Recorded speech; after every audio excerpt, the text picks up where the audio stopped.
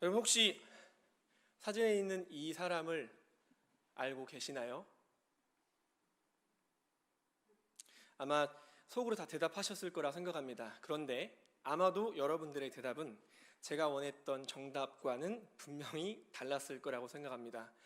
네, 이 사람은 배우 남궁민 씨입니다. 근데 제가 원했던 대답은 바로 이 드라마에 등장하는 백승수 단장입니다. 한 장 넘겨주시겠어요? 네, 한창 인기가 있었던 이 스토브 리그라는 드라마의 주연이자 야구단의 당장으로 활약을 펼쳤던 이 남궁민 씨의 캐릭터는 백승수 단장이었습니다. 이 드라마에서 나오는 이 단장은 아주 매력적인 사람입니다. 어떠한 매력을 가졌을까요? 사람에 따라서 그리고 시청자에 따라서 아마 느끼는 것은 조금씩은 다르겠지만 제가 볼 때 너무나도 멋있었습니다.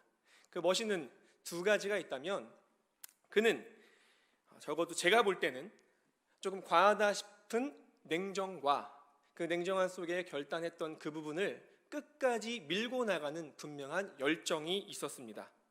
그렇기 때문에 자기의 자리에서 무엇을 해야 할지 고민하고 그것을 냉정하게 딱 결단했다면 일단 쭉 밀고 나갑니다.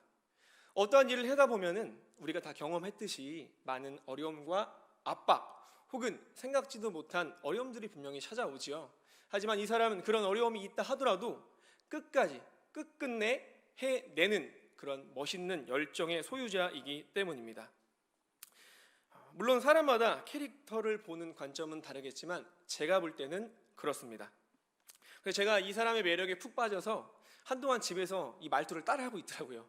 그래서 어느 순간 제 아내가 오빠 아니야 이렇게 한마디로 제 모든 이 마음을 정리해 주었습니다. 오늘 우리가 살펴볼 본문에서도 이 백승수 단장과 같이 아주 매력적인 한 사람이 등장합니다. 그의 이름은 바로 사사 에훗입니다. 세상에 볼 때 정말 가진 것 하나 없는 쥐뿔도 없는 사람일지 모르겠으나 혹자는 이 사람을 향해서 어떻게 사사가 이래 어떻게 사람이 이렇지? 라고 손가락질을 하는 사람도 제가 봤습니다만 적어도 제가 볼 때는 분명하게 멋있는 매력의 소유자였습니다. 어떤 사람인지 우리가 함께 살펴보면서 이 사람의 그 모습 속에 드러난 하나님의 뜻을 발견하고 주님을 만나는 귀한 시간 되기를 간절히 소망합니다. 에훗이 살았던 시대는 어떤 시대였을까요? 우리가 배경을 잠깐 살펴볼게요. 그가 살았던 그 시대 바로 앞부분은 엄청난 믿음의 선배가 있었습니다. 그 온 가나안 땅을 점령했던 훌륭한 정복자 여호수아가 있었고요. 그 앞부분에는 감히 이름도 함부로 얘기할 수 없는 그 누구도 건드릴 수 없는 레전드 오브 레전드 모세가 있었습니다. 그렇게 그의 앞 시대 때는 너무나도 훌륭한 사람이 있었고 모든 것이 바로 상향, 평준화되어 있던 그런 시대였습니다. 우리나라로 치면은 제가 좋아하는 이 고구려라는 국가를 좀 비유했을 때 장수왕 앞에 광기토대왕이 있는 그 정도의 어떤 클래스 그런 지도자였다고 말할 수 있겠죠. 그리고 에훗 바로 앞에는 사사의 효시라고 할 수 있는 온니엘이 있었습니다. 물론 이 사사는 앞선 여호수아나 어떤 모세만큼 급은 아닐지라도 분명히 훌륭한 사사임을 우리는 성경 본문에서 하나하나 살펴볼 수가 있습니다. 그런 시대와는 별개로 오늘 본문에 오는 이 에훗이 살았던 시대는 어떤 시대였을까요? 모세나 여호수아 때만 하더라도 곳곳에 하나님을 찬양하는 예배의 소리가 가득했습니다. 유월절 혹은 우리가 잘 알고 있는 절기들만 돼도요 여기저기 찬양 소리가 가득 넘쳐났습니다. 찬양을 안 하는 사람이 오히려 이상한 사람일 정도로. 하지만 에훗의 시대 때는 달랐습니다. 찬양을 하는 기는커녕 예배를 드리고는 있는지 그것조차 알 수 없었던 시대였던 것 같습니다. 모세와 여호수아 시대 때는 나가면 승승장구했습니다. 중간에 실패해도 잠깐 넘어지는 일이 있더라도 결국 하나님께서는 그들을 세우고 그들을 통해서 그곳의 승리를 하나님의 나라를 세우셨음에도 불구한 그런 시대였는데 에훗의 시대 때는 도무지 싸울 의욕은커녕 지금 많은 주변의 국가의 압제 속에 살고 있습니다. 흔히 말해서 탈탈 털리고 있는 그런 상황이었던 겁니다. 그 상황 속에서 무기력함에 빠져있던 시대가 에훗이 살던 시대였습니다. 모세와 여호수아 시대 때는 많은 백성들이 나는 하나님의 백성의 반열에 있어 라고 엄청난 자부심을 느끼면서 그렇게 하루하루 살아갔지만, 지금 에웃이 살던 시대 때는 자부심은커녕 오히려 우리가 믿는 하나님은 어디 계시냐고 손가락질하며 자신은 저주받았다며 이런 시대를 살아가고 있던 게 바로 에웃이 살던 시대였습니다. 이것이 에웃이 살아가던 시대의 특징이었고, 한마디로 말해 모든 것이 하향 평준화된 그런 시대라고 이야기할 수 있습니다. 에웃은 궁금했을 겁니다. 아니, 아빠, 할아버지, 도대체 왜 내가 사는 이 세상은 이 모양 이 꼴이에요? 누군가는 들었겠죠. 예전에 이런 시대였는데 이렇게 되었다. 근데 아마 그의 가문에선 그에게 어떻게 대답했을까요? 야, 네 일이나 똑바로 해. 지금 그런 거 따질 시간이 없어. 이렇게 말했을 것 같습니다. 이게 바로 에웃이 살던 시대였고 모든 것이 하향 평준화된 시대였습니다. 이러한 분위기를 사사기 2장 10절에서는 이렇게 정리하고 있습니다. 우리가 한 목소리로 읽어보도록 하겠습니다. 그 세대의 사람도 다 그 조상들에게로 돌아갔고 그 후에 일어난 다른 세대는 여호와를 알지 못하며 여호와께서 이스라엘을 위하여 행하신 일도 알지 못하였더라. 아멘. 여기서 끝이 아닙니다. 본문의 13절과 17절을 보면은 더 심각한 이야기들이 계속해서 줄비어 나옵니다. 13절을 보면 종려나무 성읍을 빼앗겼다 이렇게 증언합니다. 이 종려나무 성읍은요, 여리고성의 별칭입니다. 여러분도 알다시피 여리고성이 어떤 곳이죠? 이스라엘 백성들이 맨 처음 가나안 땅에 들어가서 승리한 그런 역사적인 장소입니다. 그것도 그냥 승리가 아니었죠. 싸우지 않고 오직 순종으로 얻어낸 승리가 있던 곳, 그것이 여리고성이었습니다. 그런데 이곳을 빼앗겼다는 건 지금 이스라엘의 근본이 흔들리고 있다라는 것을 우리들에게 반증해주고 있습니다. 19절을 보면 길갈 근처 돌 뜨는 곳에서부터 돌아왔다 이렇게 말을 합니다. 여러분, 길갈 어딘지 아마 아실 거예요. 여호수아가 요단강을 건너왔던 곳입니다. 하나님께 감사해서 그곳에 제단을 세웠고 거기서 할례를 행했고 거기서 유월절을 치렀습니다. 그리고 광야 생활을 청산하면서 만나를 그만 먹게 된 곳이 바로 길갈입니다. 그런데 많은 역사 자료나 열왕기상 6장을 보면 이곳은 지금 어떠한 상황이냐, 왕의 성전을 짓고 이방신의 신전을 짓는 채석장이 있는 곳으로 변했다고 합니다. 앞선 여리고성의 타락과 길갈의 타락은 그만큼 이스라엘의 상황이 심각함을 우리들에게 설명해주고 있는 겁니다. 그렇게 점점 절벽으로 떨어지고 있는 그 이스라엘은 이제 하나님 이거 뭐고 일단 잡고 보자라는 심정으로 하나님께 고백합니다. 살려주세요. 이 하나님께서는 우리가 알고 있는 오늘 등장하는 이 매력적인 주인공 사사 에웃을 부르십니다. 에웃이 누굽니까? 역대상 8장을 보면 야곱의 12번째 아들 베냐민의 증손자이며 게라의 아들이라고 합니다. 우리가 이름을 한번 들으면 이 사람 대충 어떨 거다라는 것을 한번 생각을 해보게 되잖아요. 유승훈 딱 들으면 멋있겠다 뭐 이런 생각을 하듯이 아마 여기 계신 어른분들께서도 더더욱 이름 들었을 때 어떨 것 같아 한 번 정도 생각하실 텐데, 이 에웃이라는 사람의 이름의 뜻은 영광이 어디에 있는가, 그 이름에서부터 일단 좀 상황적으로 말이 안 돼요. 누구보다 이스라엘의 구원이 필요한 이때에 영광이 어디 있는가 반문을 하는 그의 이름은 오히려 이 상황과 오히려 역설적으로 느껴집니다. 또한 성경을 읽어보시면 알겠지만 12지파 중에 가장 약체가 베냐민 지파입니다. 그곳 출신입니다. 사사기 맨 뒷장으로 가보면요, 베냐민 지파가 사라질 위기 가운데 처하게 됩니다. 바로 이 지파가 에웃의 지파입니다. 특별히 고대 시대의 역사를 보면 하나님께서는 유다와 에브라임 중심으로 많은 일을 이루시는 걸 봤을 때 에웃은 어쩌면 앞날이 막혀있는, 출세가 막혀있는, 너무나도 뛰어나고 많은 스펙과 화려한 줄을 가진 사람들 앞에서 아무것도 할 수 없는 그런 사람이었을 겁니다. 한마디로 전형적인 흙수저, 아니요, 어쩌면 흙수저보다 못한, 죄송하지만 똥수저였을지도 모릅니다. 더군다나 성경에서 말하는 에웃의 별칭은 무엇입니까? 왼손잡이입니다. 여러분, 이 원어를 직역할 때의 왼손잡이는 왼손을 쓸 수 있는 사람이 아니라 오른손이 다친, 그래서 많은 성경학자들은 오른손에 장애가 있는 사람이라고 이렇게 해석을 합니다. 이는 당시 무능력한 사람이라는 것을 반증하고 있는 겁니다. 재밌는 것은 이 베냐민 지파라고 했죠. 베냐민이라는 그 이름이 오른손의 아들이에요. 그런데 그런 지파 속에서 그는 오른손을 쓸 수 없는 그런 무능한 사람이었다는 것은 그가 단순히 그 당시에 막막하고 어렵고 여러 가지 어려운 팩트를 다 떠나서 어쩌면 지파에서도 버림받은, 가정에서도 너는 우리 가문의 수치야 라고 생각할 정도로 그렇게 처참한 상황에 놓여 있던 사람이라는 것을 우리는 살펴볼 수가 있습니다. 에웃은 바로 이런 사람이었습니다. 모든 것이 하향 평준화된 그 시대 속에서 최약체 지파에서도 손가락질 받는 어쩌면 부모에게조차 사랑받지 못했던 그였습니다. 이게 그의 스펙이었고 현실이었습니다. 이보다 더 최악의 스펙을 가진 사람이 존재할까요? 15절은 정점을 찍어줍니다. 그는 어떤 일을 했던 사람이냐? 이스라엘 자손이 그를 통하여 모압 왕 에글론에게 공물을 바칠 때에, 이 성경의 진술을 보면 그가 했던 일은 모압 왕 에글론에게 가서 자기 동족이 힘들게 피땀 흘려 모았던 공물을 바치는 역할이나 하고 앉아있던 사람이었습니다. 얼마나 한심하고 얼마나 무능합니까? 이것이 그의 삶이었습니다. 그는 단순히 무능한 사람임을 넘어서 그 당시 시대의 비참함의 아이콘이었다는 것을 우리는 성경을 통해서 확인할 수 있습니다.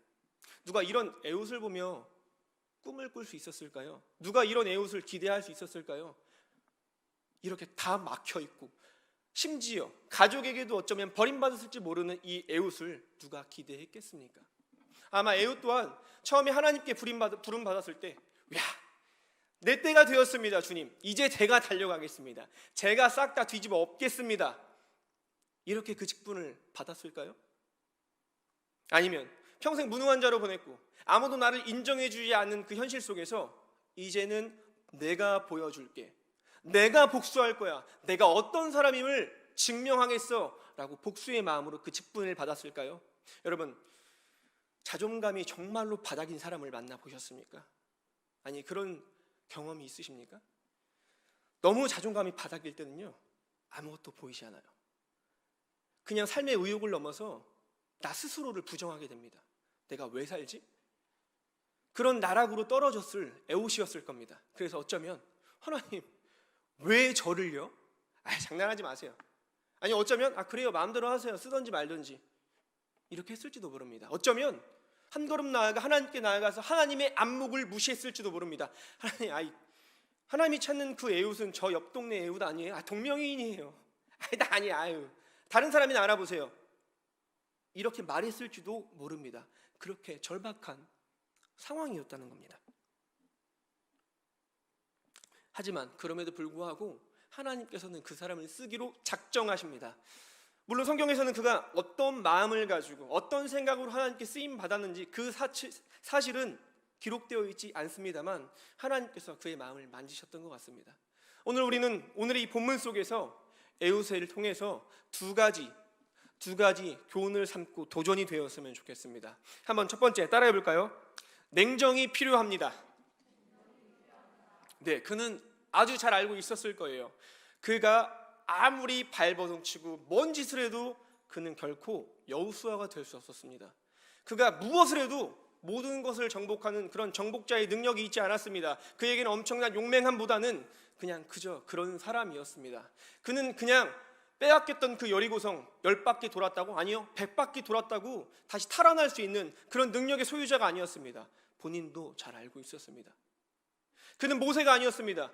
모세처럼 기적을 펼칠 수 있는 위인이 결코 아니었습니다. 지팡이 던졌을 때 뱀이 될 수 있는 그런 능력을 받은 사람이 아니었습니다. 그는 그 누구보다 평범한 사람이었습니다.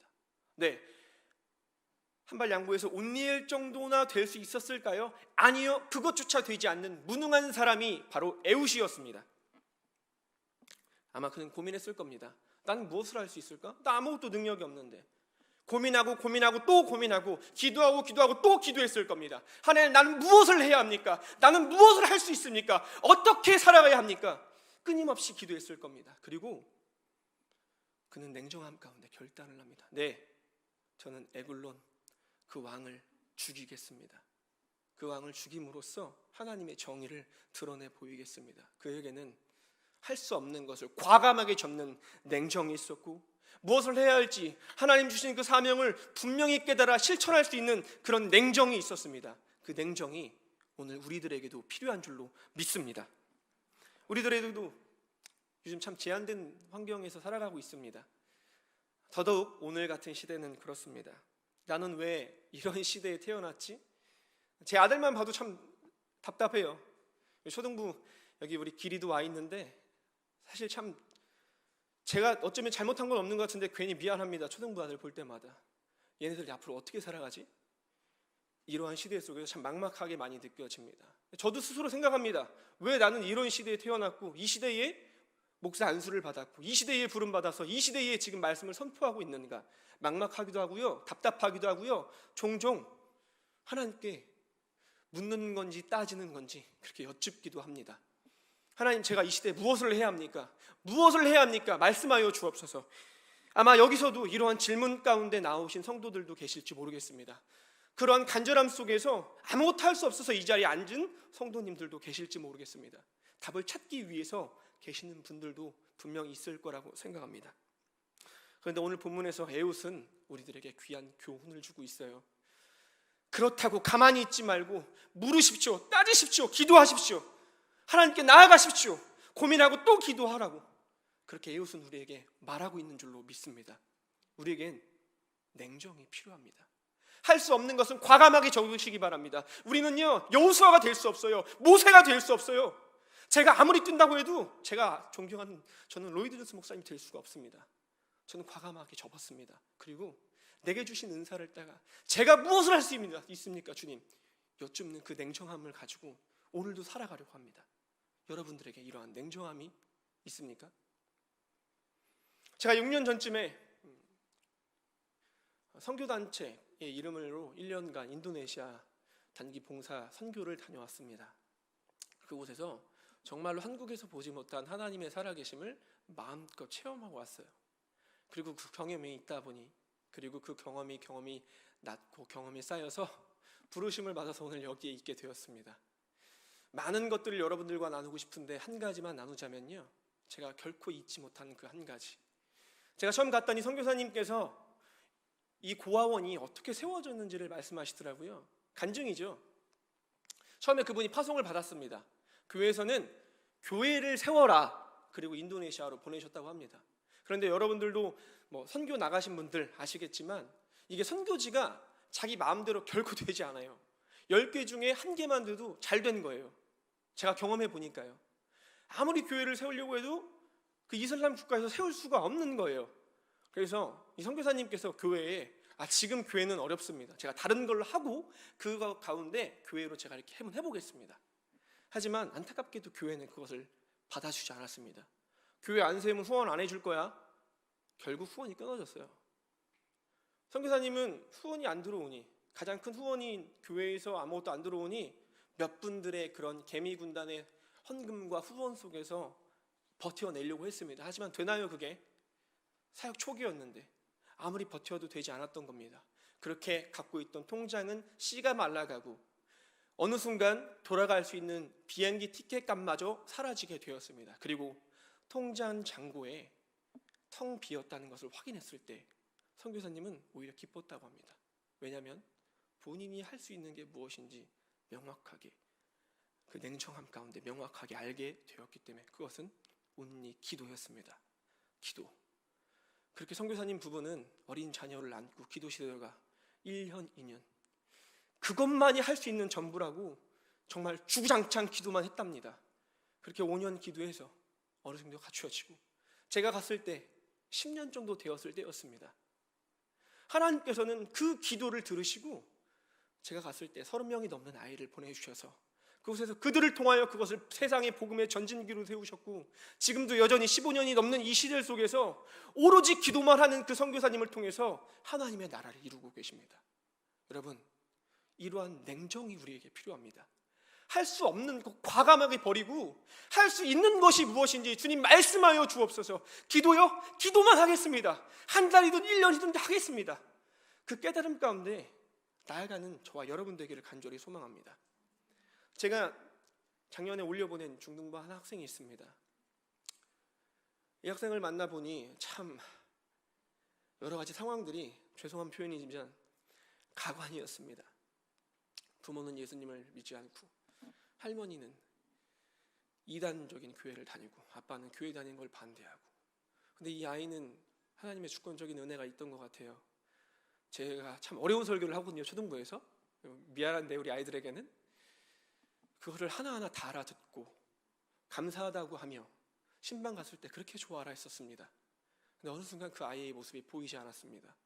아무리 연락해도 받지도 않고 찾아가도 뭐 없고, 답답함 가운데 제가 하나님 제가 뭘 할 수 있어요? 이게 주일학교 사역자가 되게 힘든 건 뭐냐면 아무것도 할 수 없을 때 되게 힘듭니다.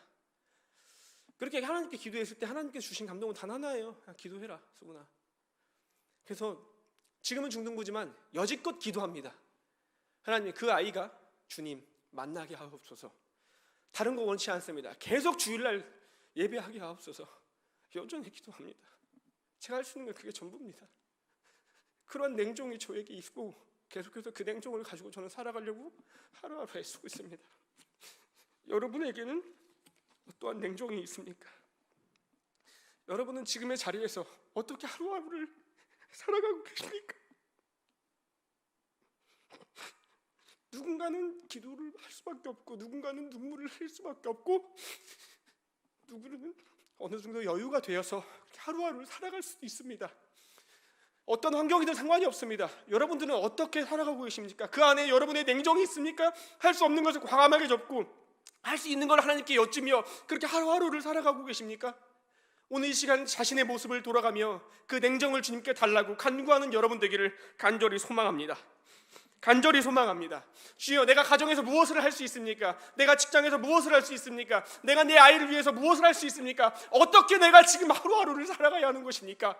이런 간구가 저와 여러분의 마음 가운데 가득 차고 넘치기를 간절히 소망합니다. 에웃에게 배워야 할 두 번째가 있다면 바로 이것입니다. 한번 따라해 볼까요? 열정이 필요합니다. 앞서 이야기했듯이 에웃은 끊임없이 고민하며 기도했을 겁니다. 그 판단 끝에, 그 냉정함 끝에 그가 결정했던 것은, 주신 사명은 왕 암살입니다. 그렇기 때문에 우리가 함께 읽었던 16절에서 22절까지의 그 내용은 그가 정말로 살떨리는 그 심정으로, 두렵고 떨림으로 하나하나 실행해 나갔을 겁니다.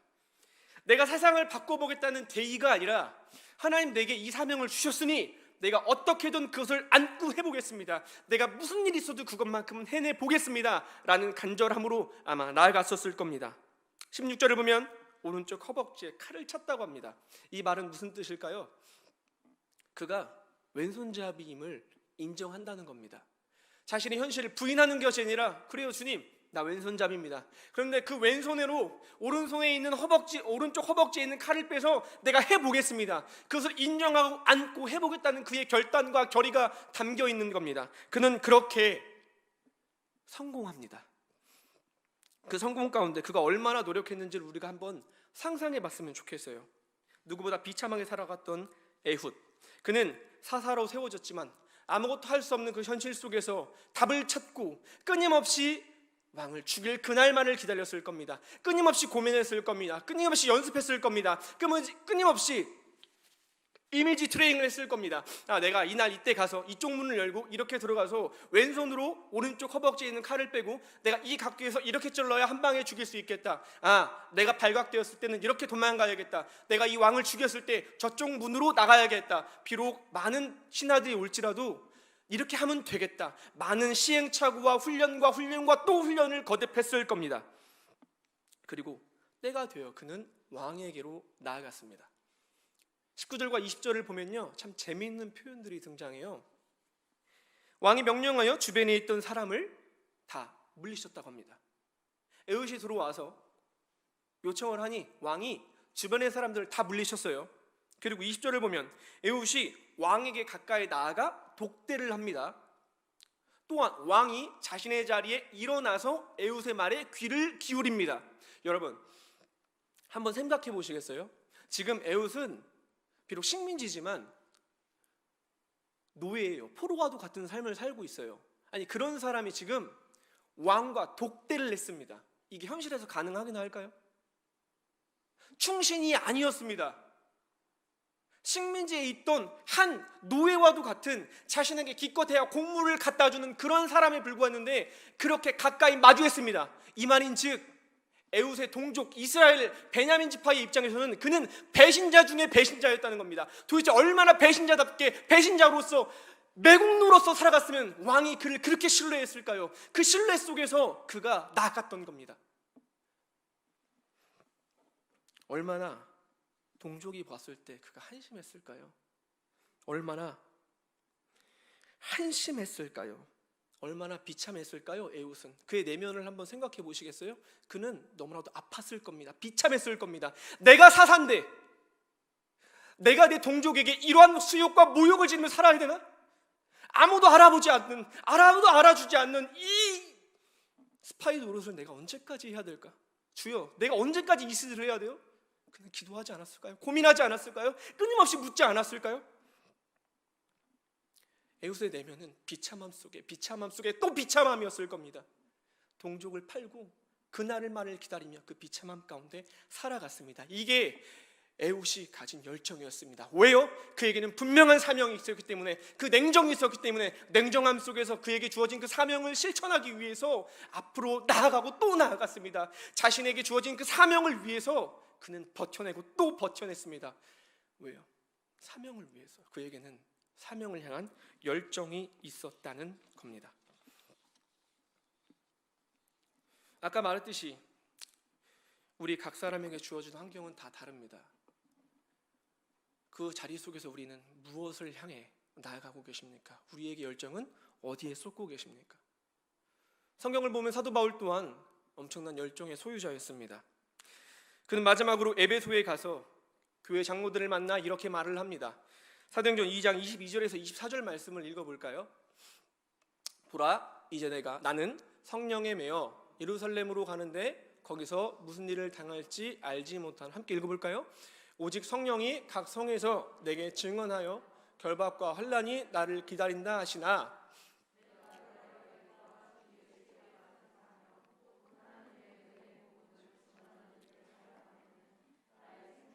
조금 더 귀한 것으로 여기지 아니하노라. 아멘. 바울은 알고 있었습니다. 이게 마지막이구나. 내 죽음이 가까이 왔구나. 그걸 알고 있었음에도 불구하고, 만류함에도 불구하고 자신은 가겠다고 합니다. 왜요? 그겐 사명이 있었습니다. 분명한 사명이 있었기 때문에 열정을 들고 나아갔습니다. 나에게는 이제 이 열정을 가지고 앞으로 나아가기만 하면 되겠다라는 확신이 그에게 있던 겁니다. 그 어떠한 환경조차도, 오히려 죽음조차도 그가 가진 열정을 막지 못했습니다. 에웃이 가졌던 그 열정은 바울에게도 있던 겁니다. 여러분, 혹시 뮤지컬 더북이라는 것을 알고 계십니까? 보셨습니까? 한번 넘겨주시겠어요? 네, 저의 인생 뮤지컬입니다. 이 뮤지컬을 잠깐 나누자면, 종교개혁이 있기 한 100년 전쯤에 이 롤라드라는 사람들에 대한 이야기인데, 이 어떤 사람들이냐면 그 당시에는 성경을 소유하기만 해도 죽임을 당하는 그런 종교 재판이 있던 시대였습니다. 그래서 함부로 성경을 소유할 수 없는 시대 속에서 성경이 무엇인지 진짜 알게 된 하나님의 은혜를 입은 사람들은 그 성경을 자신만 갖고 있는 것이 아니라 다른 사람에게 전해야 할 의무까지 분명히 알고 있었습니다. 그래서 이들이 선택한 건 뭐였냐면, 내가 성경을 소유할 수 없고 성경을 소유하면 죽임을 당하게 되니 결단을 했습니다. 내가 성경이 되자. 그래서 유승훈, 넌 누가복음, 유찬솔, 너는 사도행전, 장현이, 너는 창세기, 하나씩 본인 자체가 그걸 통째로 외워버리겠다는 겁니다. 그리고 외웠습니다. 그리고 그렇게 자신의 이름으로 불린 게 아니라 누가복음으로 불렸고 창세기로 불렸고 사도행전을 불려서 본인이 성경이 되어서 사람들에게 그 성경을 전했습니다.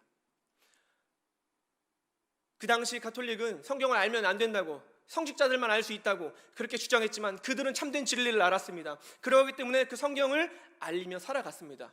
그들은 왜 목숨 걸면서까지 그렇게 행동을 했을까요? 그들에게는 분명히 사명이 있었기 때문입니다.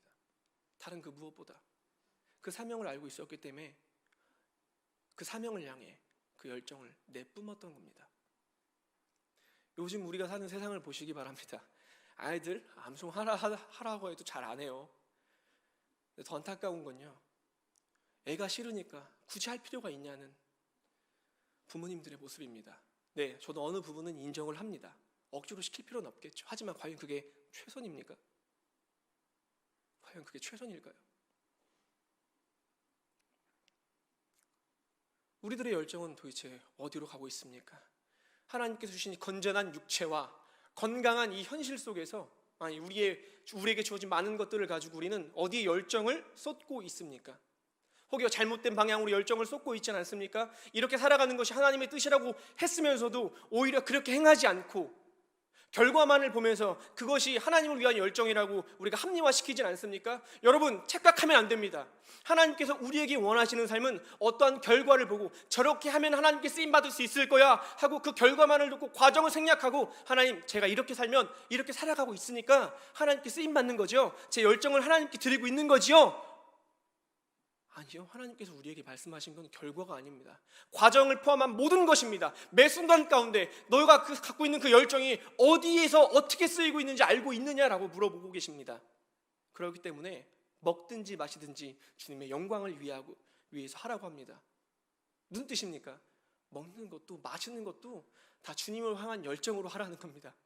마시는 열정, 먹는 열정, 그 작은 것조차도 하나님을 위해 쏟으라는 그 메시지를 오늘은 반드시 기억하는 저와 여러분 되기를 간절히 소망합니다. 이러한 에웃의 모습을 돌아보면서 한번 다시금 스스로에게 질문해 봤으면 좋겠어요. 우리에게 과연 어떠한 열정이 있는가? 여러분은 그 열정을 가지고 기도의 자리로 얼마나 나아가고 계십니까? 여러분은 그 열정을 가지고 얼마나 한 장이라도 성경을 더 보기 위해, 붙잡기 위해 애쓰고 계십니까? 저는 하나의 경건 습관을 가지고 말하고 있는 것이 아닙니다. 이 시대 속에서 내가 어떻게 하나님을 얼마나 붙잡고 있는지 그 마음이 여러분에게는 얼마나 있느냐는 겁니다. 제가 이 본문을 묵상하면서 되게 힘들고 아팠던 거는 정말로 성경을 봤을 때 이렇게 흑수저라고도 할 수 없는 에웃의 모습 속에서 이런 냉정과 열정이 있는데 나는 지금 뭐하고 있을까였어요. 하루하루 난 뭐하고 있지? 난 누구를 향한 열정을 가지고 살아가고 있지? 하나님께서 나를 구원해 주신 것은, 예수님의 생명을 버리시면까지 나를 구원하셨던 것은 이렇게 살라고 하는 것이 아닌데, 이렇게 살라고 하는 것이 아닌데 주님을 위한 열정으로 살아가고 있던 건데 나는 무엇을 향해 지금 살아가고 있는가? 나의 열정은 어디에 쓰이고 있던 건가? 너무나도 가슴이 아팠고 너무나도 한심했습니다. 중간에 본문을 바꿀까 말까 고민을 정말 많이 했어요. 하지만 그럼에도 불구하고 주님 주신 마음은 이 냉정과 열정의 감동을 나누라는 것이었습니다. 그리고 저에게 이런 확증을 주셨습니다. 요한계시록 3장 15절 말씀을 함께 읽어보도록 하겠습니다. 내가 내 행위를 아노니 내가 차지도 아니하고 뜨겁지도 아니하도다. 내가 차든지 뜨겁든지 하기를 원하노라. 오늘 이 말씀이 여러분의 삶 가운데 임하기를 간절히 소망합니다. 우리 주님께서도 누구보다 냉정하셨습니다. 그가 사랑하는 제자 베드로를 향해서 사탄의 자식아 물러가라. 베드로가 주님께 말했던 건요, 별바른 말이 아니었어요. 나름 주님 사랑해서, 본인이 주님을 지키고 싶어서, 함께하고 싶어서 그렇게 고백했던 건데 주님은 사탄아 물러가라. 그 누구보다도 냉정하게 말을 합니다. 왜요? 왜 이렇게 말을 했을까요? 주님께서 하나님의 뜻이 아니었기 때문입니다. 하나님의 뜻이 아닌 것에 있어서만큼은 주님은 이렇게 누구보다 냉정하게 잘라내셨습니다. 12제자는 주님을 배신했습니다. 떠났습니다. 누명을 입었습니다. 그럼에도 불구하고 탓하지 않았습니다. 죽을 때까지 그들을 탓하지 않았습니다. 왜요? 그것이 하나님의 뜻이었기 때문입니다. 주님께서는 누구보다 냉정하셨습니다. 할 말하고 주님의 뜻이 아니면 과감하게 하지 않는 것이 주님의 모습이었습니다. 주님께서 우리에게 보여주신 아름다운 모범, 끝까지 순종하는 냉정. 우리가 잘 알고 있는 찬양이 있죠. 그가 오신 이후. 이 세상 가장 아름다운 순종의 눈물. 이 한 구절이 어찌나 제 마음을 울리는지요. 그런 끝까지 순종하는 냉정이 오늘날 우리들에도 있기를 간절히 소망합니다. 우리 주님은 누구보다 열정적이셨습니다. 땀방울이 핏방울이 될 때까지 기도하셨다고 합니다. 그리고 끝까지 우리를 사랑하셨습니다. 죽어서까지 사랑하셨습니다. 죽는 그 순간 또한 저들을 용서해달라고, 본인이 하는 것을 알지 못한다고 그렇게 말씀하시며 사랑해 주셨습니다. 그리고 부활하셔서 여전히 우리를 사랑하고 계십니다. 지금도 저 하늘에서 성령을 통해서 우리에게 그 사랑을 베풀어 주고 계십니다. 우리가 죄를 지어도요, 우리를 떠나지 아니하시고 우리를 사랑하십니다. 주님께서는 우리를 끝까지 사랑하는 열정을 가지고 계셨습니다. 결국 에웃이 가졌던 이 모습, 주님께서 우리에게 보여주셨던 냉정과 열정이 이 시대를 살아가는 우리들에게 있기를 간절히 소망합니다. 맨 처음 말했던 이 드라마 스토브리그의 주인공인 이 백승수 단장, 그의 등장과 퇴장은 제가 봤을 때 이 시대의 그리스도인을 연상케 했습니다. 이 드라마의 결론이 어떻게 되냐고요? 결국 그를 통하여 그 야구단 공동체는 굳건하게 세워지고 그는 유유자적 그 공동체를 떠납니다. 이거 진짜 그리스도인의 삶이 아닐까요? 세례 요한이 말했던 나는 죽고 오직 예수만 사는 삶. 우리가 이렇게 냉정과 열정을 가지고 나아갈 때 하나님께서 우리를 통해 하나님의 나라를 세우실 줄로 믿습니다. 마지막으로 우리가 함께 골로새서 이 말씀을 읽어보고 마무리했으면 좋겠습니다. 함께 읽어보도록 하겠습니다. 우리가 그를 전파하여 각 사람을 권하고 모든 지혜로 각 사람을 가르침은 각 사람을 그리스도 안에서 완전한 자로 세우려 함이니 이를 위하여 나도 내 속에서 능력으로 역사하시는 이의 역사를 따라 함을 다하여 수고하노라. 힘을 다하여 수고하노라입니다. 바울이 말하는 바, 주님께서 하십니다. 주님께서 일하십니다. 성령님께서 일하실 겁니다. 그런데 그 가운데 저도 제가 할 수 있는 것만큼 최선을 다하여 수고하겠습니다 라는 고백이 담겨있는 원리입니다. 하늘빛 우리 교회 가족 여러분, 주님의 은혜를 하루하루 구하되 우리가 할 수 있는 냉정과 열정을 가지고 살아가기를 간절히 소망합니다. 마지막으로 이 질문을 통해서 우리가 기도의 자리로 나아갔으면 좋겠어요. 하늘빛 우리 교회 가족 여러분, 여러분들에게는 분별할 수 있는 냉정과 바른 열정이 있습니까? 아니면 여전히 냉정과 열정 사이에서 애매하게 서 계십니까? 우리 함께 찬양하면서 기도의 자리로 나아가도록 하겠습니다.